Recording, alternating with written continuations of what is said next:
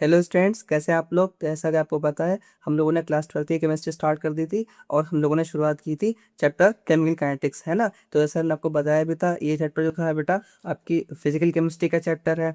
तो मैं आपसे रिक्वेस्ट करूंगा कि ये वाला लेक्चर शुरू करने से पहले जो हमारा प्रीवियस लेक्चर जो था, लेक्चर 1 जो था, उसको जोर से देख करके हैं। ठीक है। तो सबसे पहले आगे बढ़ने से पहले हम लोग क्या करते हैं, जो हम लोगों का लेक्चर 2 जो था उसको हम लोग रिकैप कर लेते हैं एक बार से हैं। ठीक है। तो अगर बात करते हैं हम लोग लेक्चर 2 हम लोगों ने क्या क्या पढ़ा था। सबसे पहले हम लोगों ने शुरुआत की थी the factors that affect the rate of reaction. मैंने आपको बताया था बेटा, रेट ऑफ रिएक्शन जो हुआ करती है वो कई सारे फैक्टर्स पे डिपेंड करती है, जैसे कि कंसंट्रेशन ऑफ रिएक्टेंट हो गया है ना, टेम्परेचर और कैटलिस्ट। तो ये 3 टॉपिक जो हम लोगों को इस चैप्टर में कवर करना, मैंने आपको बताया भी था कि आपका पूरे चैप्टर का मेजरली पोर्शन जो आपका जो है वो यहीं से आने वाला है। ठीक है। फिर हम लोगों ने उसके बाद सीखा था रेट लॉ क्या हुआ करता है। तो रेट लॉ बेसिकली क्या था, हमने आपको बताया बेसिस के बारे में था कि रेट लॉ क्या है। जो हमने आपको बताया कि जो आपकी रेट ऑफ रिएक्शन को अफेक्ट करने वाला पहला फैक्टर जो है, जो कि है कंसंट्रेशन ऑफ रिएक्टेंट्स, तो उसको हम लोग किसके हेल्प से एक्सप्लेन किया करते हैं, रेट लॉ की हेल्प से। उसको हम लोगों ने देखा था।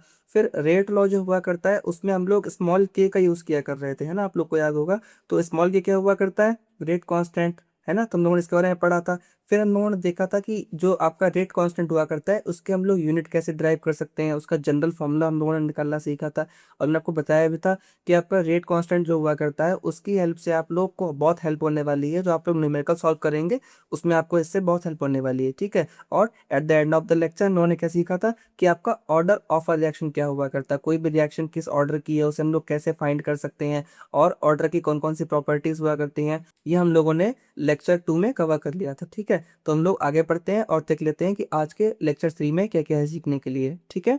सो स्टूडेंट्स, आज के हम लोग के लेक्चर का जो पहला टॉपिक होने वाला है वो है मॉलिक्यूलरिटी ऑफ अ रिएक्शन। ठीक है। तो सबसे पहले हम लोग ऊपर देख लेते हैं कि आखिर मॉलिक्यूलरिटी क्या चीज हुआ करती है। तो जैसे कि आप लोग देख पा रहे होंगे, क्या डेफिनेशन लिखी हुई है, the number of reacting species taking part in elementary reaction which must collide with each other simultaneously in order to bring about a chemical reaction। क्या मतलब है इसका, हम आपको एक्सप्लेन करते हैं एक बार। ये देखिए, ऑर्डर हम लोगों ने देख लिया था। अगर हम बात करते हैं ऑर्डर आपको समझाने की कि ऑर्डर, आपका ऑर्डर की फिजिकल सिग्निफिकेंस क्या हुआ करती है, तो आप इतना समझ लीजिए बेटा कि आपका ऑर्डर ऑफ अ रिएक्शन जो है वो हमको आगे चल के पता चलने वाला है। वो ये बताता है कि आपकी जो रिएक्शन जो हुआ करती है उसकी रेट कैसे कंसंट्रेशन पे डिपेंड कर रही है, और अगर मान लीजिए किसी भी रिएक्शन में मल्टीपल रिएक्टेंट्स इन्वॉल्व हो रहे हैं तो वो किस प्रकार से उनकी कंसंट्रेशन रेट ऑफ रिएक्शन को अफेक्ट करती है। ठीक है। तो पहले हम लोग देख लेते हैं कि मॉलिक्यूलरिटी क्या हुआ करती है। देखिए, मॉलिक्यूलरिटी का सिंपल सा मतलब इतना है कि अगर मान लीजिए कोई हमारे पास रिएक्शन है, कोई एलिमेंट्री रिएक्शन, सबसे पहले आप समझ लीजिए ये एलिमेंट्री रिएक्शन क्या चीज़ हुआ करती है। ठीक है। अगर हम बात करते हैं बेटा एलिमेंट्री रिएक्शन क्या हुआ करती है, वो रिएक्शन जो आपकी सिंगल स्टेप में कंप्लीट हो जाती है। ठीक है। ऐसी रिएक्शंस जो एक स्टेप में कंप्लीट हो जाती हैं उनको हम लोग क्या बोला करते हैं, एलिमेंट्री रिएक्शंस बोला करते हैं। और ऐसी रिएक्शंस जिनको बेटा मल्टीपल स्टेप्स लगते हैं, मल्टीपल स्टेप्स लगा करते हैं, उन्हें बोला करते हैं कॉम्प्लेक्स रिएक्शंस।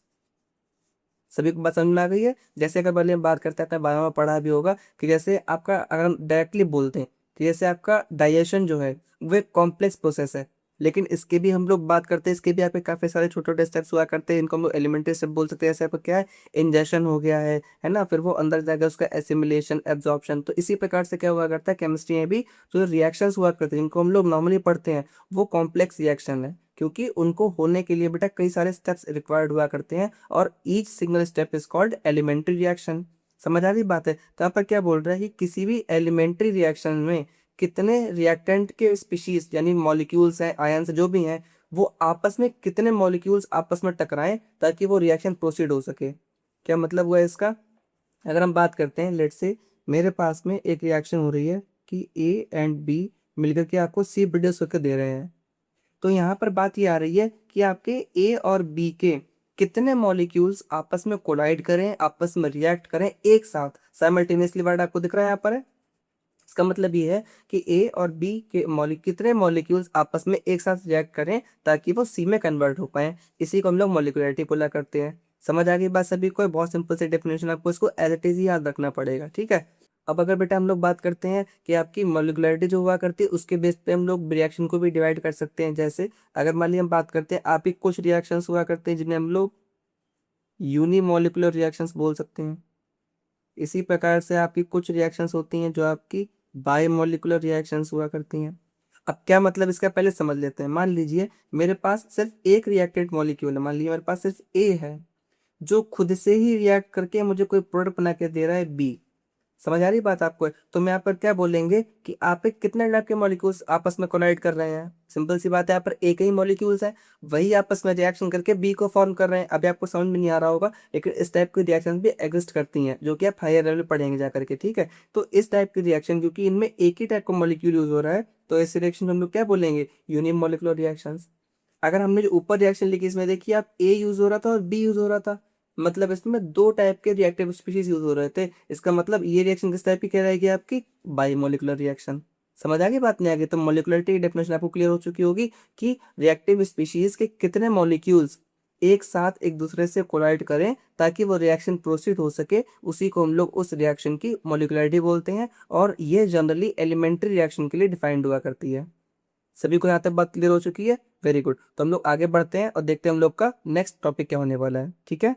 सो स्टूडेंट्स, जैसे कि आप लोग स्क्रीन पे देख पा रहे होंगे, अब हम लोग क्या करने वाले हैं, कंपैरिजन करेंगे किसी इसके बीच में, ऑर्डर जो कि हम लोगों ने लास्ट लेक्चर में कवर किया था, और मोलिकुलरिटी जो हम लोग अभी रिसेंटली पढ़ी चुकी हैं, ठीक है। तो बहुत ध्यान से पढ़ेंगे, और बेटा इसके ऊपर क्वेश्चन आया करता है, क्लियर कट क्वेश्चन बोला जाएगा आपको कि ऑर्डर और मोलिकुलरिटी में आप डिफरेंशिएट कीजिए, तो आपको करना पड़ेगा उसमें, और यही तीन मेजर पॉइंट्स हुआ करते हैं, यही आपको ध्यान रखने पड़ेंगे। समझ आ रही बात है? तो हम सबको वन बाय वन समझने की कोशिश करते हैं, ठीक है। तो अभी पहला पॉइंट यहाँ पर क्या लिखा हुआ है, an experimental, it is an experimental quantity, ठीक है। ऑर्डर क्या हुआ करता है, ये एक्सपेरिमेंटल क्वांटिटी। अगर आपको याद हो, हमने आपको लास्ट लेक्चर में बेटा बताया भी था इसके बारे में, कि अगर मान ली आपके सामने कोई केमिकल रिएक्शन लिखी हुई है ना, तो आप सिर्फ उस रिएक्शन को देख के नहीं बता पाओगे कि इस केमिकल रिएक्शन का ऑर्डर ये है। ऑर्डर जो हुआ करता है ये हमेशा एक एक्सपेरिमेंटली कैलकुलेटेड क्वांटिटी हुआ करती है, ठीक है। आप लैब में जाएंगे, एक्सपेरिमेंट्स करेंगे, कंसंट्रेशन को चेंज करेंगे कि रिएक्टेंट ने किसी कंसंट्रेशन को बढ़ाया, किसी को कम किया, फिर उस बेस पे हम लोग लिखा करते हैं कि इस रिएक्शन का ऑर्डर ये है, इस रिएक्टेंट के रेस्पेक्ट में ये है। समझ आ रही बात है? तो ध्यान रखेंगे, ऑर्डर कैसी क्वांटिटी हुआ करती है, order is an experimental quantity. सभी को बात समझ में आ गई है? आगे क्या लिखा है हमने बताया हुआ था लास्ट लेक्चर में आपको, it can be a fraction, N integer और इवन जीरो, कि आपका ऑर्डर जो है बेटा जीरो भी हो सकता है, कोई इंटीजर भी हो सकता है, कोई फ्रैक्शन भी हो सकता है। इंटीजर का मतलब क्या है, -1 0, मतलब कहने का बेसिकली क्या, negative quantities, zero positive quantities, या आपका जो फ्रैक्शंस हुए करते होते हैं ना, फ्रैक्शन, ये भी हो सकता है। समझ आ रही बात है? वहीं अगर हम बात करते हैं मॉलिकुलरिटी के, ये ध्यान समझेंगे कि मॉलिकुलरिटी जो हुआ करती है वो आपकी कभी भी जीरो या फिर नॉन इंटीजर नहीं हो सकती है। इसका मतलब क्या है, इंटीजर पहले हम समझने की कोशिश करते हैं, नॉन इंटीजर का मतलब क्या है, कभी भी मॉलिकुलरिटी आपकी फ्रैक्शनल नहीं होगी। उससे पहले जान लेते हैं यहाँ पर जीरो का मतलब क्या है। हमने आपको बताया था बेटा कि मॉलिकुलरिटी का मतलब क्या हुआ करता है, molecularity is the number of reacting species जो आपस में टकराएंगे, कोलाइड करेंगे, ताकि हमारे जो रिएक्शन है वो कंप्लीट प्रोसीड हो सके आगे जा करके। अब अगर मान लीजिए किसी भी रिएक्शन की मॉलिकुलरिटी लेट से जीरो हो गई है, इसका मतलब कोई मॉलिक्यूल्स आपस में कोलाइड ही नहीं कर रहे हैं। तो जब मॉलिक्यूल्स आपके आपस में कोलाइड नहीं करेंगे, रिएक्टेंट आपस में रिएक्ट ही नहीं करेंगे, तो क्या रिएक्शन प्रोसीड हो पाएगी? नहीं हो पाएगी। समझ आ रही बात? नहीं आ रही है? इसी वजह से अगर मान लीजिए कोई रिएक्शन प्रोसीड होनी है, तो कम से कम एक मॉलिक्यूल को तो आपस में कोलाइड होना ही पड़ेगा, क्लियर सी बात है, ठीक है। तो मॉलिकुलरिटी कभी भी जीरो नहीं हो सकती है। अगली चीज क्या है, नॉन इंटीजर। नॉन इंटीजर का मतलब यहाँ पर क्या आ रहा है कि आपकी ये क्वांटिटी जो है कभी भी फ्रैक्शनल नहीं हो पाएगी। आप खुद इमेजिन करो, क्या आप ऐसा बोल सकते हो कि इसका आधा मॉलिक्यूल उसके 1.5 मॉलिक्यूल से टकरा रहा है? पॉसिबल ही नहीं है कभी भी है। पूरे पूरे मॉलिक्यूल से रिएक्ट करेंगे ना, या तो एक दो से रिएक्ट करेगा, एक एक से रिएक्ट करेगा, कभी भी चीज क्वांटिटी फ्रैक्शनल नहीं हो पाएगी। सभी को बात समझ में आ गई? नहीं आ गई है? नेक्स्ट पॉइंट देखते हैं। नेक्स्ट पॉइंट यहाँ पर क्या लिखा हुआ है, it is applicable to elementary as well as complex reactions. आपका ऑर्डर जो हुआ करता है, एलिमेंट्री मतलब कौन सी रिएक्शंस हुआ करती हैं जो कि एक स्टेप में हो जाती हैं, और कॉम्प्लेक्स रिएक्शंस में मल्टीपल स्टेप्स हुआ करते हैं। फिर आप बोल सकते हो कि एलिमेंट्री रिएक्शंस अगर बहुत ढेर सारी हो रही हैं तो उन्हें कंबाइन करके हम लोग कॉम्प्लेक्स रिएक्शन बोल सकते हैं। तो ऑर्डर जो आपका हुआ करता है वो एलिमेंट्री रिएक्शन के लिए डिफाइंड हुआ करता है और कॉम्प्लेक्स रिएक्शन के लिए भी डिफाइंड हुआ करता है, ठीक है। वहीं आपका जो मॉलिकुलरिटी होती है वो सिर्फ और सिर्फ एलिमेंट्री रिएक्शन के लिए डिफाइंड होती है। समझ आ गई बात है? अभी हम लोगों ने पीछे डेफिनेशन भी देखी हुई थी कि आपकी मॉलिकुलरिटी जो है वो एलिमेंट्री रिएक्शन में कितनी आपकी स्पीशीज इन्वॉल्व हो रही हैं उनके लिए डिटरमाइंड होती है। तो बेटा हम क्या बोल सकते हैं कि आपकी मॉलिकुलरिटी जो हुआ करती है वो कॉम्प्लेक्स रिएक्शन पे एप्लीकेबल नहीं होगी। समझ आ गई बात है। थर्ड और लास्ट पॉइंट अगर हम बात करते हैं जो कि डिफरेंशिएटिंग फैक्टर है, जो कि क्या है, किसी भी कॉम्प्लेक्स रिएक्शन का ऑर्डर जो हुआ करता है वो सबसे स्लोएस्ट स्टेप से दिया जाएगा। इसका मतलब क्या है, हम आपको नेक्स्ट क्लास में समझाएंगे, पहले ये समझ लीजिए। यहाँ पर मतलब क्या है कि किसी भी कॉम्प्लेक्स रिएक्शन, मान लो कोई रिएक्शन मल्टीपल स्टेप में हो रही है, तो उसका ऑर्डर क्या है वो हम लोग उस रिएक्शन के सबसे स्लोएस्ट स्टेप में देंगे। मान लीजिए किसी रिएक्शन के 5 स्टेप में वो कंप्लीट हो पा रहा है, कोई कॉम्प्लेक्स रिएक्शन है जो 5 एलिमेंट्री स्टेप से मिलकर के बनी हुई है, तो उन पांचों में से सबसे स्लोएस्ट स्टेप जो होगा उसके बेस पे हम लोग कैलकुलेट करेंगे उस रिएक्शन का ऑर्डर क्या है। समझ आ गई बात है। वहीं मॉलिक्युलरिटी में देखते हैं क्या लिखा है कि मॉलिक्युलरिटी जो है वो जैसी आपकी स्लोएस्ट स्टेप के लिए होगी वही आपके ओवरऑल ऑर्डर रिएक्शन के लिए भी हुआ करेगी। समझ आ रही बात, नहीं आ रही है? तो बस वही चीज है कि आपकी मॉलिक्युलरिटी जो है वो वही हो जाएगी जो पूरी रिएक्शन का ऑर्डर हुआ करता है। ये बेटा आपको जो पॉइंट्स दिख रहे हैं, डिफरेंशिएटिंग पॉइंट्स जो दिख रहे हैं, ये आपको एज इट इज याद रखने हैं। और ये आता है, क्वेश्चन आता है, आपको क्लियर कट बोल दिया कि ऑर्डर मॉलिक्युलरिटी में डिफरेंस क्या हुआ करता है। अब तो काफी सारे आपके एमसीक्यू एसएसएन रीजन भी आया करते हैं, तो मान लिया उसी में लिख करके दे दिया कि मॉलिक्युलरिटी कैन बी जीरो, और आपको उसमें रीजन लिख के दे देगा, तो आप ध्यान रखिए मॉलिक्युलरिटी कभी भी जीरो नहीं हो सकती है। तो आपको जो हमने बताया मॉलिक्युलरिटी के डेफिनेशन और ये दोनों के बीच के डिफरेंसेस, ये बहुत अच्छे से क्लियर होने चाहिए। सभी को बात समझ में आ गई है? ठीक है, तो हम लोग आगे बढ़ेंगे। और हमने जो बात कही थी, यहाँ पे आपको एक चीज दिख रही है, एक स्टेप दिख रहा है, क्या लिखा है यहाँ पर? Slowest step. हम समझ लेते हैं यहाँ पर जो स्लोएस्ट स्टेप हमने बात कही है इसका इंपॉर्टेंस क्या है किसी भी केमिकल रिएक्शन में। ठीक है, तुम लोग आगे देखते हैं इस चीज को। सो स्टूडेंट्स, अगर हम लोग बात करते हैं, पहले तो हम लोग टर्म देखा स्लोएस्ट स्टेप, इसको बेसिकली बोला करते हैं रेट डिटरमाइनिंग स्टेप, या इसको शॉर्ट में क्या बोला करते हैं? RDS। समझ आ गई बात है? तो RDS का हम लोग जान लेते हैं। ये आपका, जैसे आपको नाम समझ में आ रहा होगा कि ये स्टेप जो है वो किसी भी रिएक्शन की रेट को डिटरमाइन करेगा।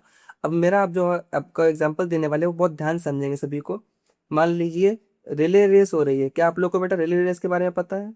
रिले रेस में बेटा क्या हुआ करता है, 4 लोगों की टीम होते हैं, आपको पता होगा शायद। रिले रेस में क्या होता है, एक बैटन हुआ करता है। बैटन मतलब एक, आप बोल सकते हैं एक काइंड ऑफ पाइप हुआ करता है, या फिर एक रॉड हुआ करती है जो कि आपको पास करनी होती है एक दूसरे को। जैसे आप एक काइंड ऑफ एक टीम रेस हुआ करती, ठीक है। अगर मान लीजिए बात करते हैं ऐसे, जो किसी भी टीम के 4 मेंबर्स हैं, A B and C and D, ठीक है। अगर मान लीजिए ए मेंबर जो है वो बहुत फास्ट भागता है और वो भाग कर गया बी के पास, और उसने अपना बटन बी को पास कर दिया, अब बी के पास आ गया, अब बी तुरंत भागेगा। बी भी बहुत तेज भागता है, वो भाग करके गया और उसने बटन सी को पास कर दिया। लेकिन सी जो है ना, ये इनमें सबसे स्लो भागता है, इसकी स्पीड बहुत स्लो है।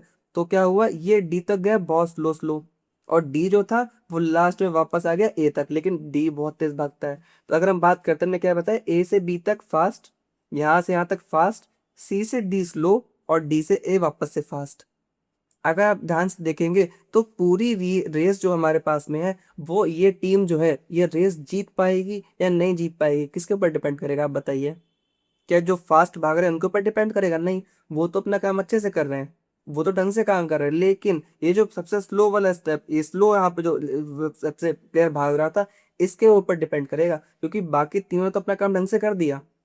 अब अगर मान लिया उस दिन ये स्लो वाला पर्सन तेज भाग गया, तो वो रेस में जीत सकते हैं, उनकी कोई अच्छी पोजीशन आ जाएगी। और अगर मान लिया ये एज यूजुअल उस दिन ये स्लो पे स्लो ही भागा, तो क्या होगा, रेस वो लोग हार जाएंगे। इसी प्रकार से बेटा केमिकल रिएक्शन में भी हुआ करता है। केमिकल रिएक्शन में भी ऐसे कई सारे स्टेप्स हुआ करते हैं जिनकी स्पीड बहुत फास्ट होती है, फ्रैक्शन ऑफ सेकंड्स में कंप्लीट हो जाते हैं, नैनो सेकंड्स में कंप्लीट हो जाया करते हैं।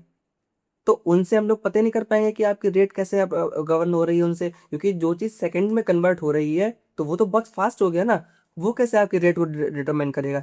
रेट को कौन डिटरमाइन किया करता है? जो आपका स्लोएस्ट स्टेप होता है। और इसकी इंपॉर्टेंस आपको आगे लेक्चर्स में समझ में आने वाली है कि, क्योंकि देखिए अगर मान लीजिए कोई चीज़ हम लोग ऑब्जर्व ही नहीं कर पा रहे हैं, कोई हम लोग दिख ही नहीं रही हमको वो चीज़ इतनी फास्ट हो रही है, तो हम उसको एनालाइज भी नहीं कर पाएंगे। तो इसी वजह से केमिस्ट्री में RDS यानी रेट डिटरमाइनिंग स्टेप का बहुत इंपॉर्टेंस हुआ करता है। तो ध्यान रखेंगे कि किसी भी रिएक्शन का जो स्लोएस्ट एलिमेंट्री स्टेप हुआ करता है, वो उस रिएक्शन का क्या हुआ करता है, रेट डिटरमाइनिंग स्टेप। सभी को बात समझ में आ गई है? Very good. तो हम लोग अब आगे बढ़ते हैं और हम लोग का नेक्स्ट टॉपिक जो शुरू होने वाला है हम लोग वो देख लेते हैं। ठीक है बेटा? सो स्टूडेंट्स, अब हम लोग जो टॉपिक शुरू करने वाले हैं वो है इंटीग्रेटेड रेट लॉज। तो सबसे पहले हम लोग देख लेते हैं कि अगर इंटीग्रेटेड रेट लॉ हम लोग को रिक्वायरमेंट क्यों पड़ गई है। क्या आप लोग को याद है हम लोगों ने जो सबसे पहले रेट ऑफ रिएक्शन पढ़ी थी, हम लोग उसे कैसे लिखा करते थे? रेट ऑफ रिएक्शन कैसे लिखते थे हम लोग इसको? Minus d concentration of R over d t is equal to minus का d concentration of P over d t. ये किस रिएक्शन में लिखा है? अगर मान लीजिए आर कन्वर्ट हो रहा है पी में, इस रिएक्शन के लिए अगर मान लीजिए हम लोग रेट लिखेंगे रिएक्शन के लिए, तो ऐसे लिखा करते थे। सॉरी, यहाँ पे माइनस नहीं आएगा, अब प्लस क्वांटिटी हुआ करती है ना, मैंने बताया था आपको इसके बारे में। तो बात यहाँ पर आ रही है, ये क्या चीज़ है, ये कौन सी रेट है? मैंने आपको बताया भी था इसके बारे में। बेटा ये कौन सी रेट हुआ करती है, हमने यहाँ पर लिखी है ये आपकी इंस्टेंटेनियस रेट है। ये इंस्टेंटेनियस रेट है। अगर मान लिया हम ग्राफ भी प्लॉट करना चाहते हैं, ये हमने लेट से ग्राफ प्लॉट किया है ऐसा, मान ली यहाँ पर कंसंट्रेशन ऑफ रिएक्टेंट्स है, यहाँ पर टाइम है, तो ये क्या है? R instantaneous. मतलब यहाँ पर क्या है, ये हम लोग एक स्पेसिफिक पॉइंट की हम लोग क्या निकाल रहे, रेट निकाल पा रहे हैं कि हमारे पास इस पर्टिकुलर टाइम पे रेट ऑफ रिएक्शन क्या रही होगी, है ना। याद कीजिए, हमने पहले आपको एवरेज रेट बताया था, उसमें हम लोग ट्रायंगल का यूज किया करते थे। तो ट्रायंगल क्या हुआ था करता, डेल्टा ने बड़ा चेंज हुआ करता था, कैपिटल डेल्टा हुआ करता था। फिर हमने क्या कहा, हमें अगर पता करना है कि इस पर्टिकुलर इंस्टेंट पे क्या रेट है, तो हम लोग क्या करेंगे, वही जो चेंज जो है उसको बहुत स्मॉल कर देंगे। फिर हम लोगों ने उसको डी बाई डी टी से रिप्लेस कर दिया था, है कि नहीं बात। तो अब हम लोग क्या यहाँ पे बात आ रही है, इंटीग्रेटेड रेट लॉ की जरूरत क्या पड़ रही है।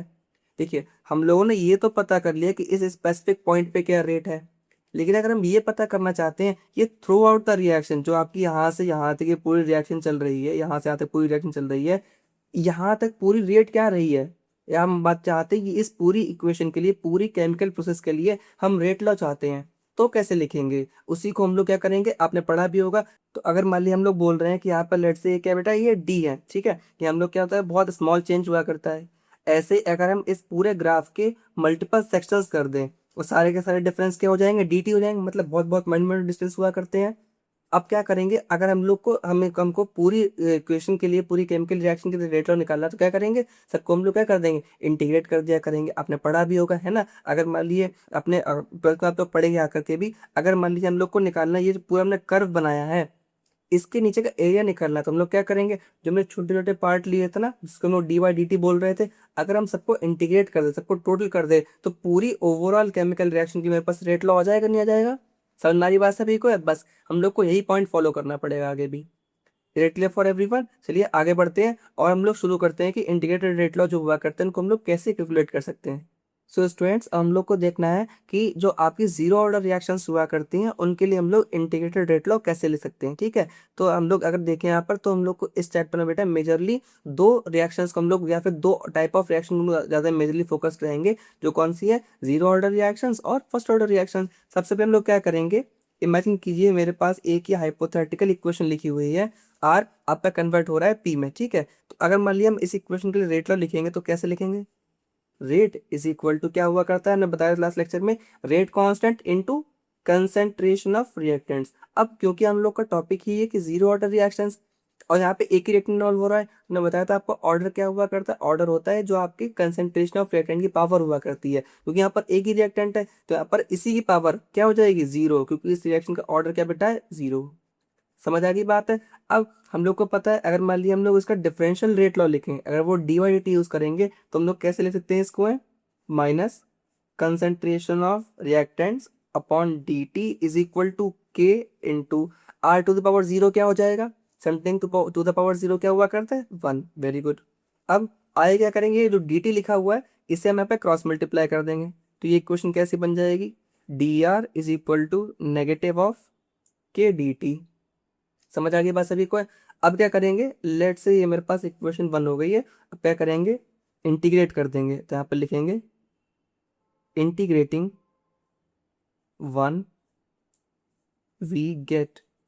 तो अगर लेट से हम इंटीग्रेट कर देते हैं इक्वेशन तो हम लोग को क्या मिलेगा, ध्यान से देखेंगे। देखिए इंटीग्रेट कर रहे हैं डी आर, ठीक है, जहाँ पे देखेंगे, अगर यहाँ पे लिख रहे हैं इनिशियल कंसेंट्रेशन ऑफ रिएक्टेंट्स, ये लिखा हुआ है आर, ना आर के नीचे नॉट बना हुआ है, इसका मतलब क्या है, नॉट यहाँ पे डिनोट कर रहा है time is equal to zero पे कंसेंट्रेशन ऑफ रिएक्टेंट्स। मतलब जब आपकी रिएक्शन शुरू नहीं हुई है, टाइम जीरो हुआ है अभी, तो आपकी कंसेंट्रेशन रिएक्टेंट्स क्या है, आर नॉट। और जब थोड़ा टाइम बीत गया, यहाँ पे क्या हुआ करता है, अपर लिमिट और लोअर लिमिट का खेल हुआ करता है, नीचे लोअर लिमिट होती है, ऊपर अपर लिमिट हुआ करती है। मतलब हमने आर नॉट से शुरू किया और हम पहुंच गए कहाँ पे हैं, आर पे। आर आपका क्या है, कंसेंट्रेशन एट टाइम टी। आप चाहे तो यहाँ पे टी छोटा लिख भी सकते हो, क्या है आपका concentration of reactants at time T. अब इधर की बात करते हैं, राइट हैंड साइड पे क्या हो जाएगा माइनस के, क्योंकि के तो कॉन्स्टेंट है, कि वो आपका कहा आ जाएगा कंसेंट उसके इंटीग्रेशन के बाहर आ जाएगा। हम लोग इसे कहाँ से इंटीग्रेट कर रहे थे, टाइम 0 से लेकर के टी तक, है कि नहीं बात। देखिए यहाँ पर, तो देखिए इसकी लोअर लिमिट क्या है कि आपका टाइम 0 होगा तो कंसेंट्रेशन रिएक्टेंट क्या थी आर नॉट, और यहाँ पर क्या है कंसेंट, अगर टाइम मतलब आपका टी है तो कंसेंट्रेशन रिएक्टेंट क्या हो जाएगी आर टी। समझ आ रही बात है। तो यहाँ पर आगे क्या हो जाएगा डी टी। यहाँ तक बात सभी को क्लियर है। हम लोग नेक्स्ट पेज पे देखते हैं और देखते हैं यहाँ पर इसको इंटीग्रेट करने के बाद हम लोग को क्या मिलने वाला है, ठीक है। सो स्टूडेंट्स, लास्ट स्लाइड पे हम लोगों ने कहाँ पे एंड किया था, हमने लिखा था इंटीग्रेशन, लोअर लिमिट थी हमारे पास में आर नॉट, अपर लिमिट थी आर टी, हम लोग इंटीग्रेट कर रहे थे D, concentration of R is equal to minus of K बाहर था, और इंटीग्रेशन अंदर क्या चल रहा था 0 से लेकर के टी ऑन द क्या था डी टी। तो अगर हम इसे इंटीग्रेट करेंगे तो क्या मिलेगा, देखिए डी आर का इंटीग्रेशन क्या हुआ करता है आर, सिंपल आर आ जाएगा, सिमिलरली डी टी का इंटीग्रेशन क्या हो जाएगा टी। तो हमें यहाँ पे क्या मिलेगा आर, और अगर हम बात करते हैं इसकी, हम लोग को लिमिट लगानी पड़ेगी, ऊपर क्या लिखा है आर टी और नीचे क्या आ जाएगा R naught is equal to minus of time, time की अगर लिमिट लगाएंगे तो नीचे आएगा 0, ऊपर आएगा टी। अब अगर मान ली हम लोग करते हैं upper limit minus lower limit, तो हम लोग को यहाँ पे क्या मिलेगा R T minus of R naught is equal to minus, अब देखिए यहाँ पे अगर आप upper limit minus lower limit करेंगे मतलब टी माइनस 0, सिमिलर सिंपली क्या हो जाएगा टी। समझ आ गई बात सभी को है। तो अगर हम यहाँ से सिंपली अगर हम के की वैल्यू निकालेंगे बेटा तो वो क्या आ जाएगी, आप लोग बताएंगे यहाँ पर देख करके, इसको हम लोग रीअरेंज करेंगे तो ये हो जाएगा R naught minus R T divided by T. तो हमारे पास ये इक्वेशन बन के आ जाएगी, और ये जो वैल्यू बन करके आई है इसी को बोला करते हैं integrated rate law for a zero order reaction. सभी को बात समझ में आ गई है। तो आप लोग इसकी हेल्प से काफी सारे न्यूमेरिकल सॉल्व करा करेंगे, ठीक है। तो अभी हम लोग क्या करते हैं, ये हमारे पास इक्वेशन बन के आई है, इसको हम लोग ग्राफ पे प्लॉट करना सीखेंगे, ठीक है। तो हम लोग चलिए आगे बढ़ते हैं और देख लेते हैं कि इस इक्वेशन को हम लोग ग्राफ पे कैसे प्लॉट कर सकते हैं, ठीक है।